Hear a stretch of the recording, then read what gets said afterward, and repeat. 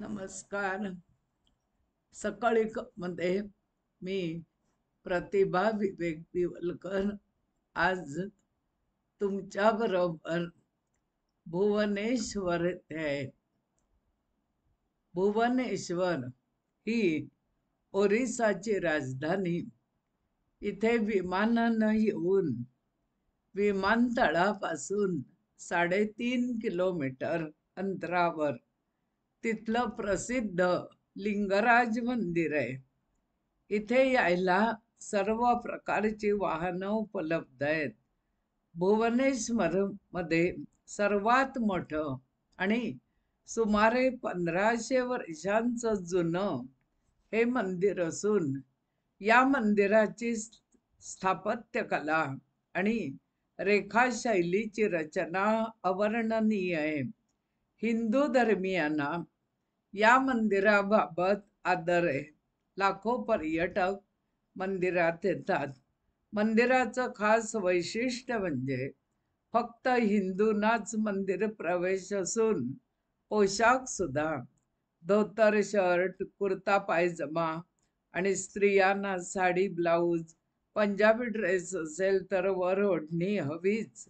लिंगराज मंदिर शिवाला समर्पित असलं तरी तिथे बेल आणि तुळशी यांनी हरिहर पूजा केली जाते. देवळात 22 देवतांच्या पूजा होतात. मंदिराचा इतिहास प्राचीन आहे. 11व्या शतकात हे मंदिर राजा जजती केशरीने बांधलं. आपली राजधानी जाजपूरहून भुवनेश्वरला हलवली त्यावेळी राजधानीच्या शहराला शोभेसं असं भव्य मंदिर बांधल्याचा उल्लेख ब्रह्मपुराणात आहे. लिंगराज मंदिर निर्माणाची एक आख्यायिका अशी आहे की भगवान शिवशंकर माता पार्वतीला एकदा म्हणाले, मला वाराणसीपेक्षा भुवनेश्वर अधिक चांगलं वाटतं. आणि हा शोध घ्यायला देवी पार्वती गायीच्या रूपात पृथ्वीवर आली. प्रत्यक्ष स्त्री रूपात फिरताना कृती आणि वास या राक्षसांनी तिचा पाठलाग केला. दोन्ही राक्षसांचा पार्वती मातेने वध केला. माता पार्वतीला खूप तहान लागली. शिवशंकर अगदी घामाघूम झाले. त्यांच्या घामाचे थेंब जमिनीवर पडले. विविध नद्यांना त्यांनी आमंत्रण दिले. या नद्यांचं पाणी वाहत येऊन इथे बिंदुसागर सरोवर तयार झालं. बिंदुसागर सरोवरात स्नान करून आज अनेक लोक पुण्य प्राप्त करतात. आपल्याच मुलाबाळांचा त्रास असलेले भाविक इथे सहकुटुंब दर्शन घेतात. भगवान शंकरांनी ज्या बिंदू सरोवराची निर्मिती केली तिथे दोघांनी निवास केला. एकमरा या झाडाखाली, एकमरा म्हणजे आंब्याचं झाड, तिथे मंदिर बांधलं गेलं. मंदिराचं प्रवेशद्वार पूर्वेला आहे. 2,50,000 चौरस फूट इतकं मंदिराचं विशाल क्षेत्र आहे. आजूबाजूला 50 छोटी छोटी मंदिरे आहेत. त्यातल्या काही मंदिरांचा आता ऱ्हास झालाय. या मंदिराचे विमन्न म्हणजे गर्भागार, जगमोहन म्हणजे सभा मंडप, नाटा मंदिर म्हणजे उत्सव मंडप आणि भोगमंडप म्हणजे नैवेद्य अर्पण करण्याचं क्षेत्र. या भोगमंडपाला सुद्धा 4 दरवाजे आहेत. या मंडपाच्या भिंतीवर भारतीय धर्म परंपरा चित्रित केली आहे.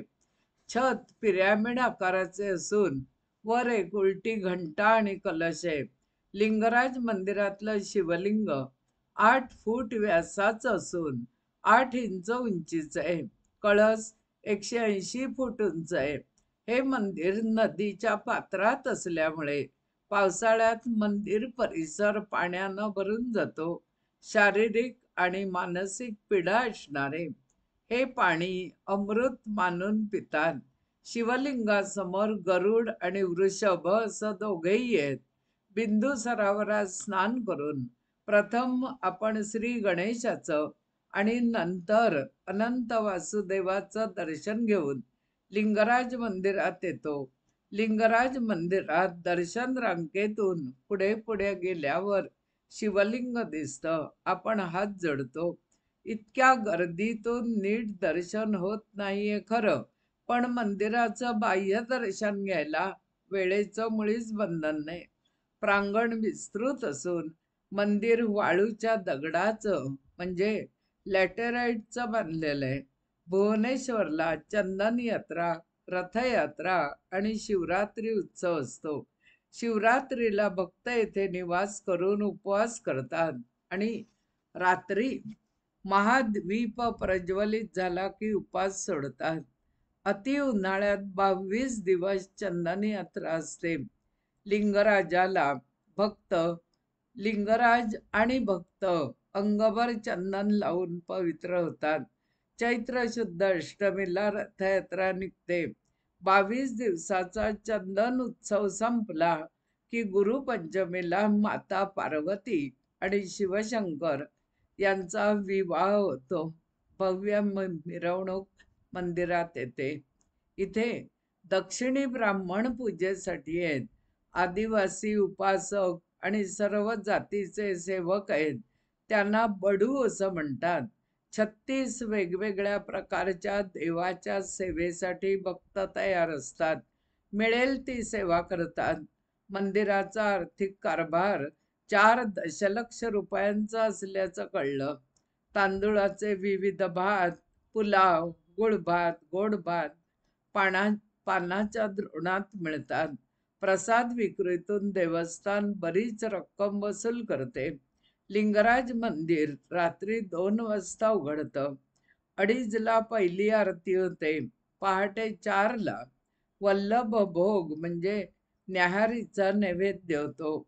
मग 10 वाजेपर्यंत फक्त दर्शन चालू असतं. 10 ते 11 या वेळेत 56 भोग चढवले जातात. रात्री 10 वाजता शृंगार होतो आणि मंदिर बंद होतं. लिंगराज मंदिर पाहून आपण मुक्तेश्वर मंदिर, बिंदुसागर सरोवर, बिरजा मंदिर, राजराणी मंदिर हे पाहून येऊ शकतो. नंदनकानन हे प्रचंड प्राणी संग्रहालय बघण्यासाठी पूर्ण दिवस तर हवाच. प्राणी, पक्षी, वृक्ष, फुलं इथे पाहता येतात. वन्य प्राणी फिरताना दिसतात. इथे स्विमिंग, नौकानयन, मिनी ट्रेन सर्व अनुभवता येतं. विविध रंगाच्या जास्वंदीची जपा कुसुम बाग पाहून डोळ्यांचं पारणं फिटतं. भुवनेश्वरच्या लिंगराजाचं दर्शन घेऊन आपण म्हणूया, भानुकोटी भास्करम भवाब्धितारकं परम नीलकंठमीप्सितार्थ